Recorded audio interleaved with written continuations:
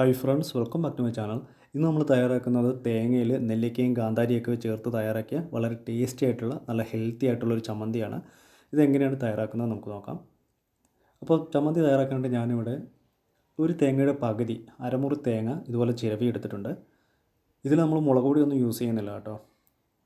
ഇനി എടുത്തിരിക്കുന്നത് നെല്ലിക്കയാണ്. 4 നെല്ലിക്ക എടുത്തിട്ടുണ്ട്.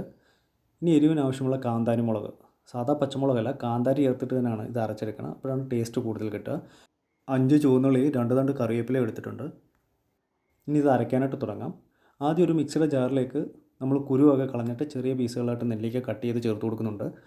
ഇത് നമുക്കിതൊന്ന് ക്രഷ് ചെയ്തെടുക്കണം. ഒരുപാട് അങ്ങ് അരയ്ക്കുന്നില്ല, ഒന്ന് ചതച്ചെടുത്തിട്ട് വരാം. ഈ നെല്ലിക്ക എല്ലാം കൂടി ഒരുമിച്ചിട്ട് അരയ്ക്കാനായിട്ട് നിന്നാൽ നെല്ലിക്ക നല്ലതായിട്ട് അരഞ്ഞ് കിട്ടില്ല കേട്ടോ. ഇതുപോലെ ഒന്ന് ക്രഷ് ചെയ്തിട്ട് ബാക്കിയുള്ള ഇൻഗ്രീഡിയൻസും കൂടെ ചേർത്തിട്ട് അരയ്ക്കുന്നതായിരിക്കും നല്ലത്. ഇനി ഇതിലേക്ക് ഉള്ളി ഒന്ന് അരിഞ്ഞിട്ട് കൊടുക്കുന്നുണ്ട്. ഇനി എരിവിന് ആവശ്യമുള്ള കാന്താരി മുളക് ചേർത്ത് കൊടുക്കാം. ഇതിലേക്ക് ആവശ്യത്തിന് കറിവേപ്പില ചേർത്ത് കൊടുക്കുന്നുണ്ട്. ഇനി ചേർത്ത് കൊടുക്കുന്നത് ചിരവി വെച്ചിരിക്കുന്ന തേങ്ങയാണ്. ഞാനിവിടെ 1 കപ്പ് തേങ്ങയാണ് ചേർത്ത് കൊടുക്കുന്നത്. അത് നമ്മുടെ ഇഷ്ടത്തിനനുസരിച്ച് എത്രത്തോളം ക്വാണ്ടിറ്റി ആവശ്യമുണ്ടോ അതിനനുസരിച്ച് ചേർത്ത് കൊടുക്കാം. ഇനി ആവശ്യമുള്ള ഉപ്പും ചേർത്ത് കൊടുത്തു. ഇനി ഇതെല്ലാം കൂടി ഒന്ന് അരച്ചെടുക്കാം. ഒരുപാട് അങ്ങ് ഫൈനായിട്ട് അരയ്ക്കുന്നില്ല, അതും ഒരു ഇടപ്പരുവത്തിൽ നമ്മൾ അരച്ചെടുത്തിട്ടുണ്ട്.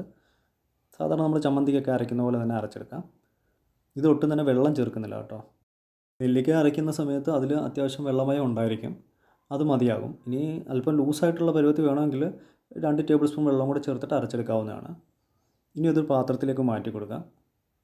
ഇതിനു മുമ്പ് നമ്മൾ ചാനലിൽ നെല്ലിക്ക വെച്ചിട്ടുള്ള അച്ചാറും അതുപോലെ തന്നെ നെല്ലിക്ക രസവും ഒക്കെ ഇട്ടിരുന്നു.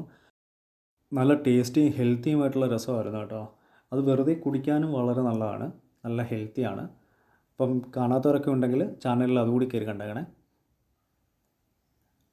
അങ്ങനെ നമ്മൾ ചമ്മന്തി റെഡിയാക്കി എടുത്തിട്ടുണ്ട്. ഈ നെല്ലിക്കയിൽ അത്യാവശ്യം നല്ല പുളി കാണുമല്ലോ, അതുകൊണ്ട് നമ്മൾ പ്രത്യേകിച്ച് ഇതിലേക്ക് പുളിയൊന്നും ചേർത്ത് കൊടുക്കുന്നില്ല. ഇനി പുളിയുടെ അളവ് കുറവായിട്ട് തോന്നുകയാണെങ്കിൽ കുറച്ച് വാളംപുളിയും കൂടെ ചേർത്തിട്ട് അരച്ചെടുക്കാവുന്നതാണ്. ഈ നെല്ലിക്കയുടെയും കാന്താരിയുടെയും ഒക്കെ ഗുണങ്ങൾ എല്ലാവർക്കും അറിയാവുന്നതാണ്.